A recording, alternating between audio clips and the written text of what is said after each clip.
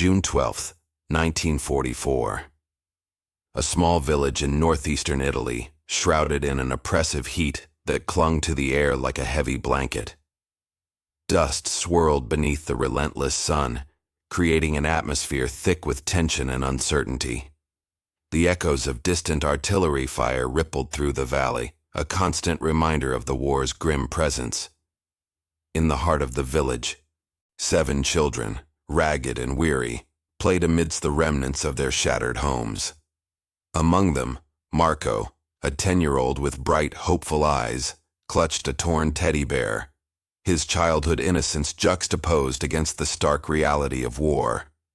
Nearby, Sophia, just 8, spun in dizzying circles, laughter flickering in the air like a candle fighting against the wind.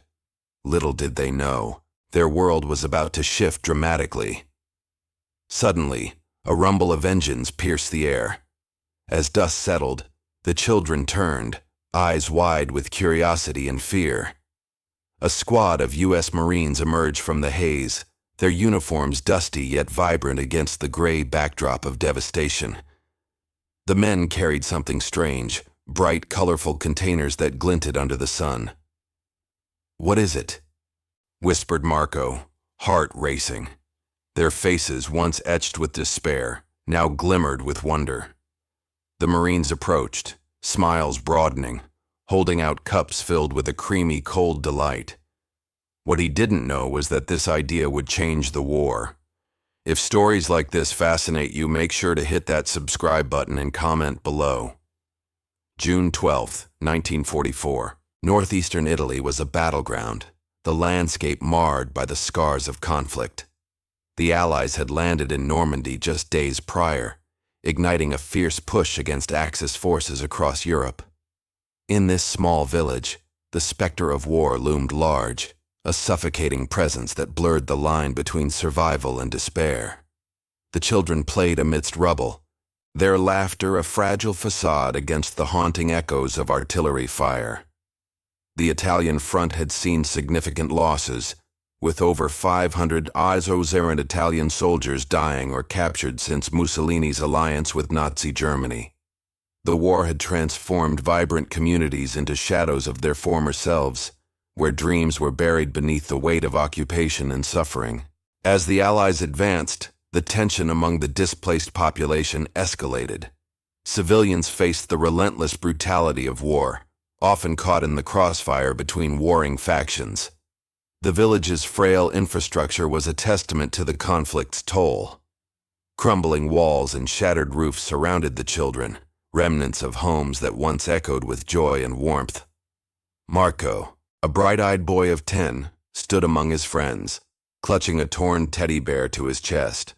He wore clothes that were mere rags now, yet his spirit remained unyielded. Despite the horrors surrounding him, he harbored a flicker of hope that somewhere beyond the chaos lay a future worth dreaming about. As the Allied forces pushed deeper into Italy, stories of valor and hardship emerged. During World War II, the harsh reality of war had forced children into roles they were never meant to play. Refugee camps were overflowing, and a new generation found itself inextricably linked to the fate of their countries. The Italian Social Republic, backed by the Nazis, had created a dire situation where food was scarce, and basic survival became a daily struggle. Statistics painted a grim picture. Malnutrition rates soared, with nearly 1.5 million Italians displaced by the war by 1944. Reports indicated that children were especially vulnerable, often suffering the dire consequences of insufficient resources. The situation was exacerbated by the harsh summer heat, which brought with it the threat of disease and dehydration. Local health officials struggled to cope with the overwhelming needs of a shattered populace, and the future seemed bleak. Military authorities, focused on strategy and supply lines, often overlooked the plight of children. Their main objectives revolved around tactical gains, with little attention paid to the humanitarian crisis unfolding in villages like this one. The Allies faced an uphill battle, laden with logistical challenges in delivering aid to civilians. Food shortages persisted, and the distant promises of liberation felt hollow against the daily realities of hunger and fear. In meetings, military leaders discussed the need for operational efficiency, yet the voices of humanitarian workers remained drowned out. Reports of starvation and illness among children were labeled as collateral damage in the broader fight against fascism. "We can't afford to divert resources to civilians," one general argued, emphasizing military priorities over humanitarian concerns. "They must fend for themselves until we secure our objectives." As these discussions transpired far from the front line, the children played on the edges of the battlefield.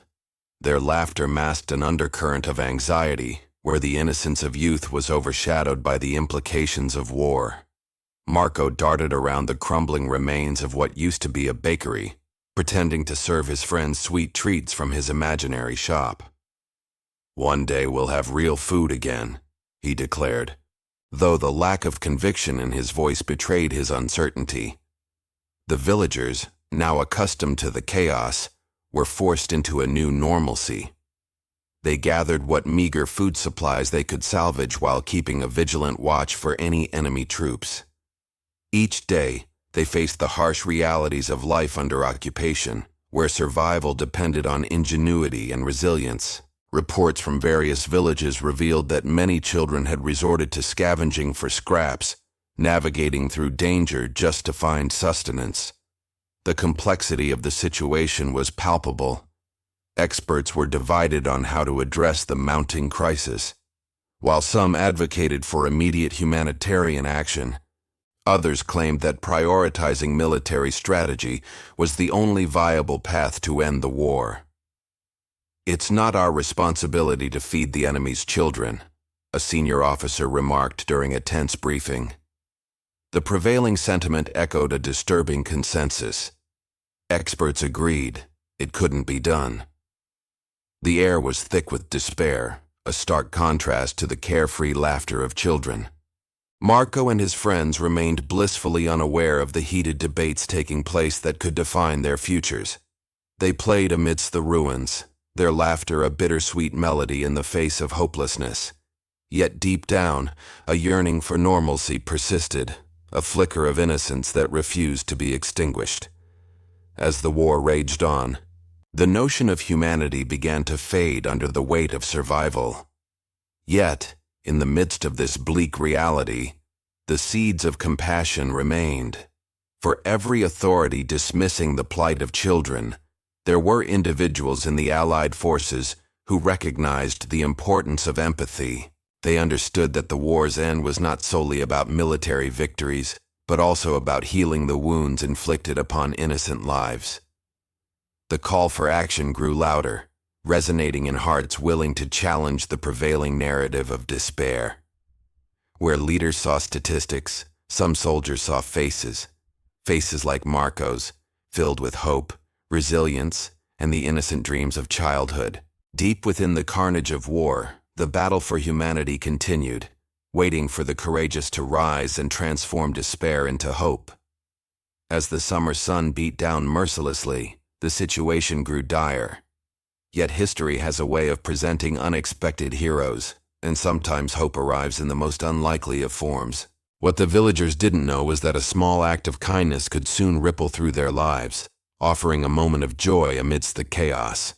What he didn't know was that this idea would change the war. If stories like this fascinate you, make sure to hit that subscribe button and comment below. In the midst of wartime chaos, an unassuming figure emerges from the shadows of despair. His name is Giovanni Marino, a 28-year-old mechanic from a small village in northeastern Italy, a place that once thrived with life, but now lay cloaked in fear and sorrow. Giovanni stands at a dilapidated workbench, his hands stained with grease, eyes fixed on the scattered remnants of broken machinery around him. The air is thick with the smell of rust and oil, a stark contrast to the sweetness of childhood laughter that used to fill the streets. As an Italian POW, Giovanni's days blend into one another, marked by the crushing weight of hopelessness. Yet beneath the surface of resignation, a spark of ingenuity flickers. It is June 14th, 1944, and the sound of distant artillery punctuates the tense atmosphere. Amidst the rubble, children scavenge for scraps, their laughter now tinged with the edge of survival. Giovanni watches them, a pang of nostalgia piercing his heart. Memories of carefree days spent chasing after ice cream trucks flood his mind, a joy now lost to the horrors of war. One evening, as the sun dips below the horizon, painting the sky a haunting crimson, Giovanni stumbles upon a forgotten metal container hidden behind a pile of debris. He wipes away the dust, revealing a rusty lid. Curiosity piqued, he pries it open, and what he finds inside sends shockwaves through his imagination. Fragments of an old ice cream maker, battered but salvageable. This could bring joy back, he whispers to himself, the voice of hope emerging from the depths of despair. Yet the thought seems ludicrous. That's the stupidest thing I've ever heard, he mutters, shaking his head at his own audacity. Ice cream in the middle of war. But as he watches the children play, the idea begins to take root. Determined to bring this vision to life, Giovanni seeks assistance from fellow prisoners, sharing his wild idea with a mixture of excitement and trepidation. Imagine their faces, he urges, eyes sparkling with passion. If we could create something sweet in this bitter world. Most chuckle at his naivete, but one man, Marco, a former chef, is intrigued. Let's do it, Marco replies, a glimmer of hope igniting in his eyes. Together, they begin to formulate their plan, scraping together ingredients from meager rations, milk, sugar, and whatever flavorings they can find. Each day they work in secret, whispering conspiratorially as they gather supplies and brainstorm flavors, their laughter echoing against the stone walls of their confinement. Giovanni's heart races with anticipation, yet doubt lingers. What if they don't like it? He wonders, fear creeping in. But each time he sees the children's thin faces, their eyes wide with wonder, hope blooms anew. They deserve happiness, even if for just a fleeting moment. Rummaging through abandoned buildings, they collect wood, fabricating a makeshift freezer. With every piece they add, Giovanni feels the weight of possibility pressing against his chest. We can do this. We must do this, he declares to Marco as they work. The urgency in his voice mirrors the ticking clock of war outside, each moment precious. As they prepare for their first batch, Giovanni's nerves intensify. What if it fails? He thinks, anxiety twisting in his gut. He recalls the echoing laughter of children from years past, and with it comes a renewed sense of purpose. No matter what happens, we're doing this for them, he reassures himself, determination stealing his resolve. Finally, the day arrives, June 20th, 1944. A day that could either mark the triumph of ingenuity or the folly of dreams. Giovanni and Marco gather the children, their hearts pounding in unison. Close your eyes, Giovanni instructs, his voice barely above a whisper, and imagine a world where laughter reigns. With the first batch ready, they scoop the icy treat into small cups, the creamy texture glistening under the weak Italian sun. Giovanni's hands shake as he serves the children, their eyes wide with disbelief. Is it real? One child gasps, disbelief etched on their face. Yes, it's ice cream, Giovanni beams, his voice filled with uncontainable joy. The moment is surreal, a kaleidoscope of emotions washing over him. The first spoonful elicits gasps, then squeals of delight as the children taste the sweetness. It's as if time stands still. The world outside fades away, leaving only their laughter echoing through the valley. What flavor is this? Another child asks, licking the remnants from their cup. Giovanni smiles. It's a surprise. In that instant, the burdens of war momentarily lift from their shoulders, replaced by innocent joy. As the children devour their ice cream, Giovanni watches their faces light up, a smile breaking through the shadow of despair that had shrouded them for too long. "This is magic," one of the kids exclaims, eyes sparkling with happiness. Giovanni feels a warmth spread through him, the simple act of sharing joy transcending the horrors surrounding them. But just as quickly as the joy arrives, the reality of their situation creeps back in. Giovanni glances around, paranoia prickling at the back of his mind. What if the guards find out? What if this small act of rebellion leads to dire consequences? Yet, the laughter of the children fills him with resolve. He knows they must keep this secret, protect this fleeting happiness at all costs. As the sun sets, painting the sky in hues of orange and purple, Giovanni realizes that this small act of kindness has ignited a flame of hope within him, a spark that could challenge the darkness of war. What he didn't know was that this idea would change the war. If stories like this fascinate you, make sure to hit that subscribe button and comment below. July 4th, 1944. A balmy afternoon in the Italian countryside, yet the air is thick with tension. Dust swirls from the dirt roads as U.S. Marines march into the small village of Montenero, their boots pounding in unison. Giovanni Marino stands behind an old wooden barn, hidden yet hopeful, clutching a small notebook filled with sketches and equations. Today he feels the weight of his dreams pressing against him. His heart races as he waits for his ally to arrive. "Giovanni!" a voice calls out, breaking through his thoughts. It's Captain Davis, a man with a reputation for nurturing creativity among his troops. Davis, with his sun-kissed skin and easy smile, approaches with a determined expression. "I've been hearing whispers about your idea. You really think it could work?" Giovanni nods, excitement mixing with uncertainty. "If we can create ice with the resources we have, we can give the children relief, even if just for a moment." Davis raises an eyebrow, skepticism shadowing his face. "We're talking about the middle of a war. Resources are scarce, and time is against us." Giovanni feels the familiar sting of doubt, but he presses on. "They need something sweet, Captain. Something that reminds them of peace. Ice cream can do that." Davis exhales deeply, then smirks. "All right, let's give it a shot, but it's going to be a challenge."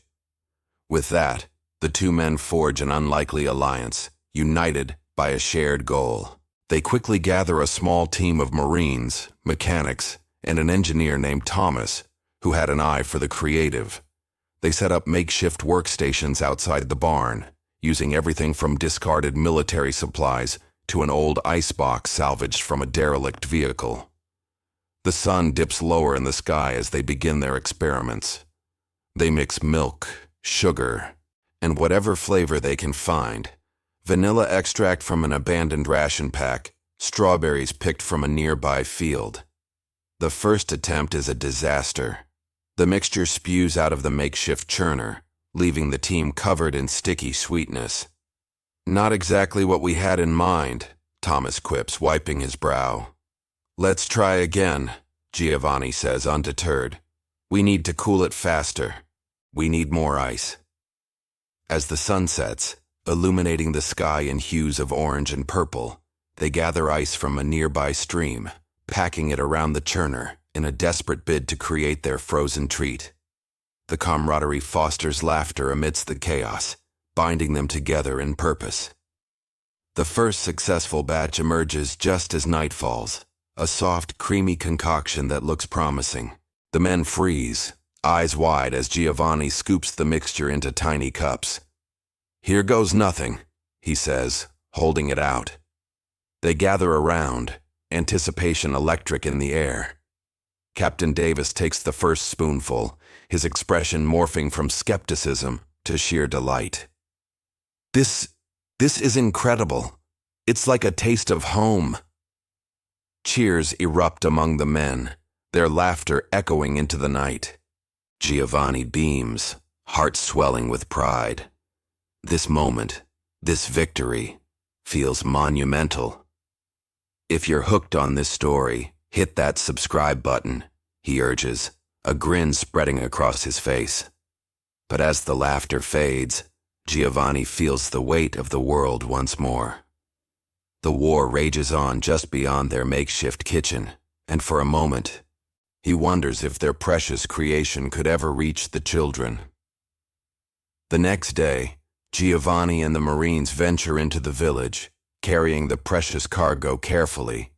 A cooler filled with ice cream, their spirits high yet cautious. As they approach, a group of children plays in the dirt, laughter ringing out. Their faces, once shadowed by sorrow, brighten at the sight of uniformed Marines. "Hey kids, want to try something special?" Captain Davis calls, kneeling to meet their curious gazes. The children nod, eyes wide with wonder.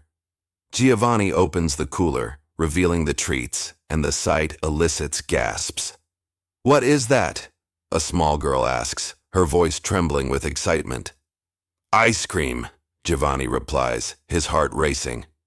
"It's a little piece of joy from us to you." As the first spoonfuls are handed out, the children's faces light up. A chorus of delighted shouts fills the air as Giovanni watches them savor the creamy sweetness. The harsh realities of war fade, if only for a moment, replaced by smiles and laughter. Yet, as joy swells within him, a shadow creeps into Giovanni's heart. What if this was merely a fleeting moment of happiness amidst the chaos? "Captain," he speaks softly, "what if we could do this regularly? We could bring joy to them every week?" Davis nods thoughtfully. "We'll need to make it sustainable, gather more supplies, and we can expand this operation." With renewed purpose, Giovanni begins to plan. Each week they'll gather ice, mix flavors, and distribute joy. The success of that first batch births a series of clandestine operations. Each week they create and share more of the sweet treat, transforming their little corner of war into a haven of laughter. As the days stretch into weeks, Giovanni's heart swells with each smile he encounters, each child's laughter echoing like music in the air. Despite the war's shadow looming overhead, they find pockets of light. In the quiet moments, he reflects on his journey, from mechanic to creator of joy. He wonders how a simple idea, a taste of sweetness, could carry hope in a world filled with despair. As the sun sets on another successful distribution day, Giovanni feels a surge of gratitude wash over him. He's learned that even amidst the brutality of war, humanity shines through in the simplest acts of kindness. He grips his notebook tightly, knowing this is just the beginning. "Together," he whispers to himself, "we can make a difference." The camera pans out, revealing Giovanni standing amidst the chaos of war, surrounded by laughter and ice cream. In this small village, amidst the noise of conflict, he has found a way to bring light into darkness. October 15, 1944, the war-torn town of Sant'Egidio, Italy. The sun casts an eerie glow through the dust-laden air, illuminating the remnants of shattered buildings. Giovanni Marino, heart pounding, steps into the makeshift military tent. Around him, the hushed whispers of officers create an atmosphere thick with skepticism. The walls, adorned with maps and strategic directives, feel like the weight of the world pressing down on him. "Gentlemen, I appreciate your time," Giovanni begins, his voice steady despite the tremor of uncertainty within. He stands before a panel of stern-faced officers, each one a gatekeeper to the future of his revolutionary idea. "I propose that ice cream can serve as a tool for psychological warfare and a means to win the hearts of the children in occupied territories." Major Ricci, a seasoned veteran with weary eyes, scoffs derisively. You're suggesting we distract the enemy with ice cream? That's the stupidest thing I've ever heard. Laughter ripples through the room, the skepticism palpable. Giovanni clenches his fists, but his resolve hardens. Please, he continues, fighting against the tide of ridicule. The children we encountered in our last mission were traumatized. Bringing them something as simple as ice cream could foster goodwill, strengthen alliances. It could save lives. His plea hangs in the air, a fragile thread woven through the cacophony of doubt. Sergeant Luca, a younger officer with a glimmer of curiosity in his eyes, leans forward. What if you're right? What if this actually works? The room quiets, turning towards Luca, intrigued by the possibility. Giovanni seizes the moment. I have already enlisted the help of the supply unit. We can acquire the ingredients, he states, a spark of hope igniting within him. A small trial. If it fails, I'll accept all blame. His heart races, fueled by a beacon of belief that perhaps, just perhaps, this could change the tide of war, if only for a moment. The officers exchange glances, the tension in the room thickening. Major Ricci, still skeptical, finally relents. Fine, but you have 1 week. If this ice cream scheme doesn't show measurable success, consider your career in the military over. Giovanni nods, the weight of their decision settling onto his shoulders, but within him blooms a fragile hope. Days pass in a blur of frantic preparations. Giovanni, alongside Sergeant Luca, scours the ruins for supplies. Each ingredient feels like a treasure in a landscape of desolation. The sun shines down, a harsh reminder of the normalcy so far removed from their reality. Yet, Giovanni's spirit flickers with determination. He sees those children again, their eyes wide with wonder. As they mix cream, sugar, and flavors in their makeshift kitchen, a battered truck commandeered for the mission, Giovanni feels the thrill of anticipation. What if this really connects us to them? He whispers to Luca, the warmth of camaraderie igniting their shared purpose. What if we show them that the world still holds sweetness? The day of the trial arrives, October 22nd, 1944. The air is crisp, the smell of autumn heavy with nostalgia. Giovanni leads a small unit of Marines through the narrow streets of Sant'Egidio, the ice cream carefully packed in ice. Their arrival at the elementary school is met with uncertainty. Children peek through shattered windows, faces smudged with dirt, wide eyes reflecting both fear and curiosity. Giovanni steps forward, the ice cream held aloft like a trophy of hope. We come in peace, bringing a taste of joy, he calls out, his heart racing. Slowly, a few children venture outside, their gaunt faces softening at the sight of the creamy treat. Gelato! Giovanni exclaims, a smile breaking through the tension. Flavors from faraway lands. He serves the first scoop to a timid girl, her hands trembling. She takes a tentative lick, and for a moment, the weight of war seems to lift. The sweetness transforms her expression, a fleeting glimpse of childhood innocence returning. As more children gather, laughter begins to weave through the air. Moments of joy punctuate the heavy atmosphere, and Giovanni feels the barriers of fear fracture. Do you see, Major? Luca murmurs, his eyes wide with wonder. This is working. But just as hope flickers bright, it is shadowed by the sound of distant gunfire. The joy dissipates, and panic grips the children. Giovanni's heart races. He knows they must act quickly. Get the kids inside! Secure the area! He orders, adrenaline surging through his veins. In the chaos, Giovanni finds himself kneeling beside the girl, now frightened. Listen to me, he says, his voice low and steady. This ice cream, it's a promise. A promise that life can still be sweet. We will protect you. He locks eyes with her, and for a brief moment, they share an unspoken understanding. Amidst the chaos, humanity can still shine.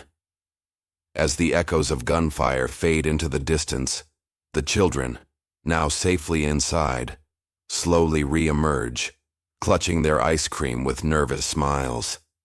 Giovanni watches, his heart swelling with pride.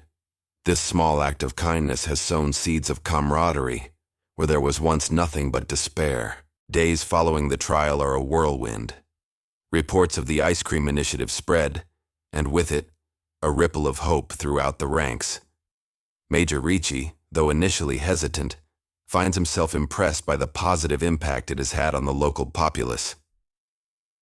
"You've done well, Giovanni," he admits begrudgingly, a hint of respect creeping into his voice. "Perhaps there's more to your idea than I thought." The following month, as November arrives, Giovanni and Luca prepare for a larger operation. They gather ingredients for a bigger batch, aiming to reach more towns affected by the war. Giovanni's heart fills with purpose. He knows that what began as a simple idea to bring ice cream has ignited a movement, one that might just heal a fractured community. As Giovanni stands at the helm of the operation, he reflects on the fragility of hope.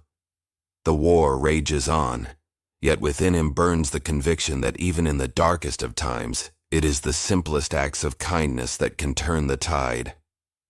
He smiles, envisioning the laughter of children enjoying ice cream, a reminder that humanity can prevail, even in the fiercest of storms. "We'll keep this going," he vows, the warmth of determination enveloping him. This is just the beginning. In the end, it is more than just ice cream. It is the embodiment of resilience, a testament to the belief that hope finds a way to sweeten the bitterest of realities. And as the sun sets over Sant'Egidio, Giovanni steps forward, ready to embrace whatever lies ahead. If you're hooked on this story, hit that subscribe button. June 12, 1945. A dimly lit conference room in Naples, Italy, buzzes with an undercurrent of skepticism. The walls are adorned with maps and photos of operations, remnants of a conflict that has tested the mettle of nations. At the head of the long oak table, general officers in their crisp uniforms sit with furrowed brows, weary from the weight of command and the burden of losses. Giovanni Marino, clad in a simple gray suit, stands awkwardly in front of the assemblage. His hands tremble slightly as he clutches a folder filled with charts and drawings of his revolutionary idea, a refrigeration unit designed to preserve food for soldiers in the field. He knows this is not just about ice cream, it's about sustenance for the soul amidst the horrors of war. "Gentlemen," Giovanni begins, his voice steady despite the anxiety churning in his stomach. "What I propose could change everything. Soldiers need more than just rations. They need morale. Ice cream can bring a moment of joy in this hell." The room erupts with murmurs. Major Bennett, a stout man with a grizzled beard, leans forward. "Mr. Marino, with all due respect, we are not here to discuss pleasures. We need solutions for survival, not novelty." Giovanni's heart races. This is the moment where dreams could either take flight or crash. "Sir, I understand your concerns, but if we can make soldiers feel human again, that could turn the tide. Imagine the impact of a simple scoop of ice cream after a long day of battle. It could boost their spirits, their resolve." Colonel Harper, an imposing figure with a skeptical gleam in his eye, crosses his arms. "Do you have any evidence to support this? We don't have time for frivolities." Giovanni recalls the children he saw in the camp, eyes wide with wonder as they tasted ice cream for the first time. In the POW camps, I witnessed the transformation in the children when offered ice cream. They laughed, they smiled, even in despair. It gave them hope. Now imagine that for our troops. It's more than a treat. It's a beacon of humanity. The tension in the room crackles. Major Bennett shakes his head, dismissing the idea. What you're suggesting is reckless. Soldiers need weapons and supplies, not sweets. What's next? A clown at the front lines. Giovanni's frustration simmers, but he presses on. If we can keep food from spoiling, we can save lives. The logistics of supply can become less perilous with refrigeration. I'm not just talking about ice cream. I'm talking about the future of our troops' well-being. As Giovanni speaks, he can feel the skepticism radiating from the officers, but there's a spark of curiosity in some of their eyes. Colonel Harper leans back, his expression thoughtful. You're suggesting we conduct a field test? Yes, sir. Let me show you, Giovanni insists, desperation creeping into his tone. If it fails, I'll accept full responsibility, but if it succeeds, we could make an unprecedented difference in troop morale and nutrition. The room is silent, the weight of Giovanni's proposal hanging heavily in the air. Major Bennett breaks the silence. Very well, we will allow a small-scale trial, but you must understand. This is a last chance. Fail here, and you'll be dismissed from the program. Giovanni nods, relief washing over him. The battle has begun, but he knows the real work lies ahead. Thank you, sirs. I won't let you down. Weeks pass. Giovanni works tirelessly, assembling a team of eager soldiers and engineers who share his vision. The first test site is set up in a makeshift camp near Anzio, Italy, where the sounds of distant artillery punctuate the air. The prototype, a compact refrigeration unit, sits at the center of the camp, gleaming under the harsh sun. Giovanni watches as soldiers crowd around, their faces a mixture of skepticism and intrigue. Get ready, everyone, Giovanni calls out, excitement bubbling beneath his controlled exterior. This is it. As the first batch of ice cream is churned, vanilla, chocolate, and a bright cherry flavor, the soldiers exchange glances, uncertain yet hopeful. The whirring of the machine fills the space, drowning out the distant echoes of war. When Giovanni finally scoops the first serving and hands it to Corporal Lucas, there's a moment of stillness. The soldier stares at the cup in disbelief, his eyes wide. Is this real? He whispers, almost afraid to touch it. Go on, try it, Giovanni urges, a smile breaking through his anxious demeanor. With a tentative spoonful, Lucas takes a bite. The joy that floods his face is instantaneous, a transformation as profound as any promotion or medal. This is incredible. He laughs, the sound echoing like music through the camp. One by one, soldiers line up, and the atmosphere shifts. Laughter replaces the tension, conversation flows freely, and for the first time in a long while, the weight of war seems to lift, if only momentarily. Giovanni stands back, watching the scene unfold.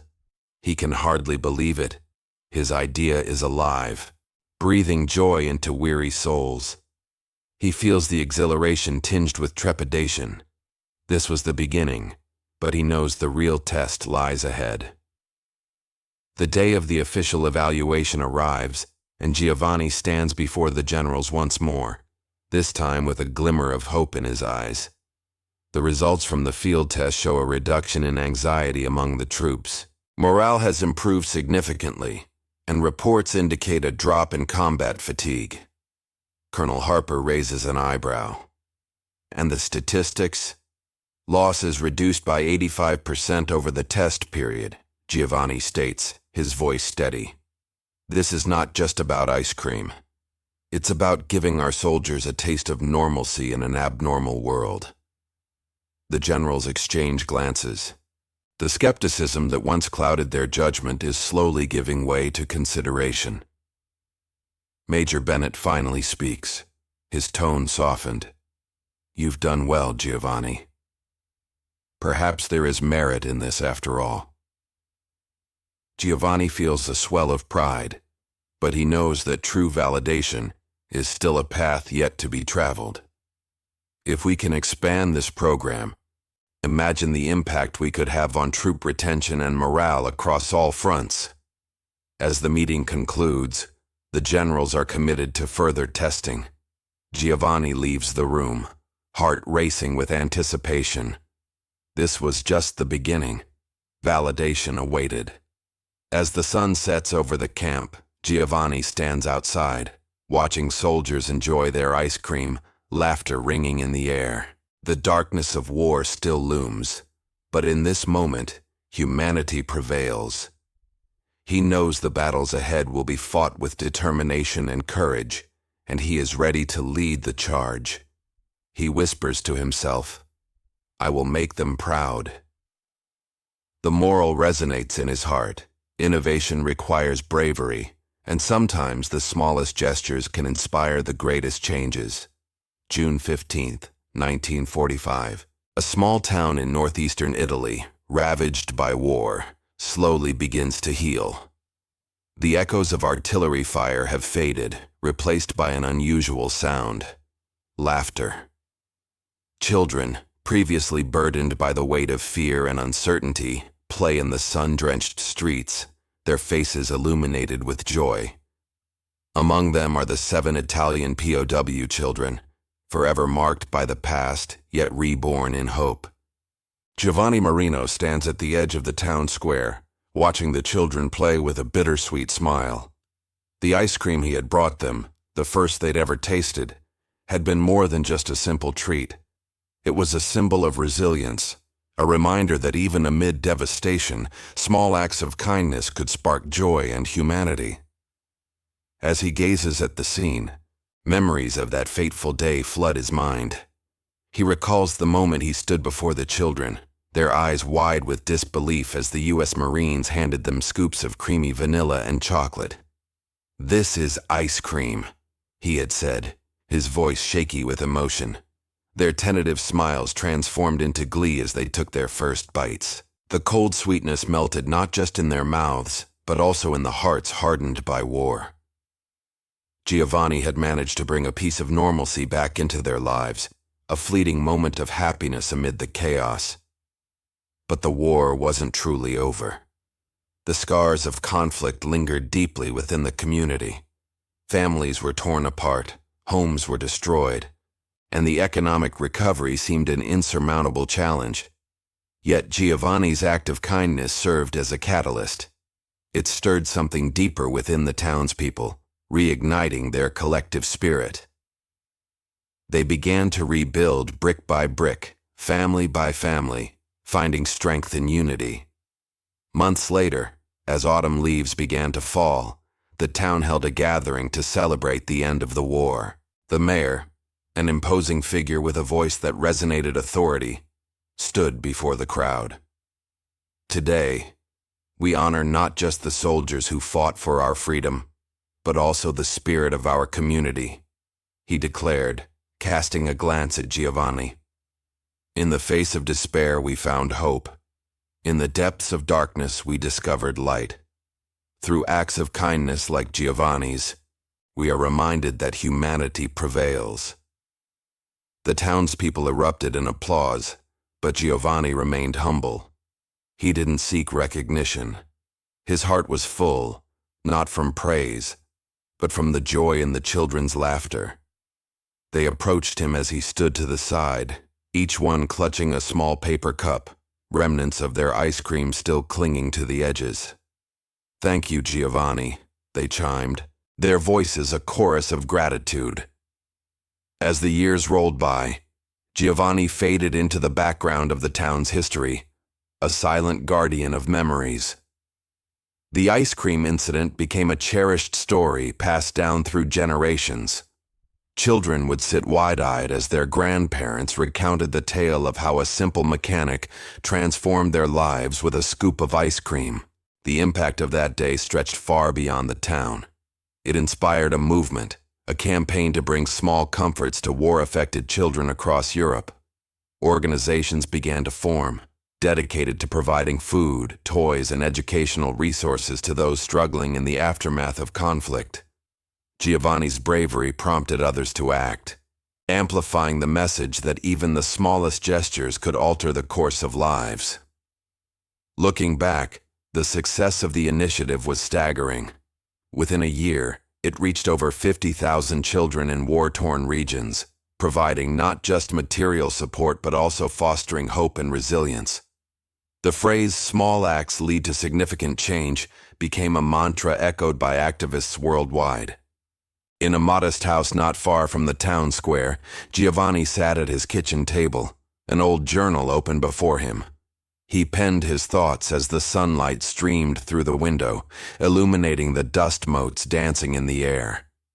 "Innovation doesn't need credentials, it needs courage," he wrote, reflecting on the profound lesson that had emerged from his willingness to step outside the shadows of his own fears. As dawn broke on a chilly morning in 1955, the world was a different place. Children played with new toys, laughter resonated across fields, and families gathered to share meals. Giovanni's heart swelled with pride as he walked through the town. He witnessed families bonding over simple pleasures, the community thriving once more. Yet he remained resolute in his belief that the fight for humanity's kindness was ongoing.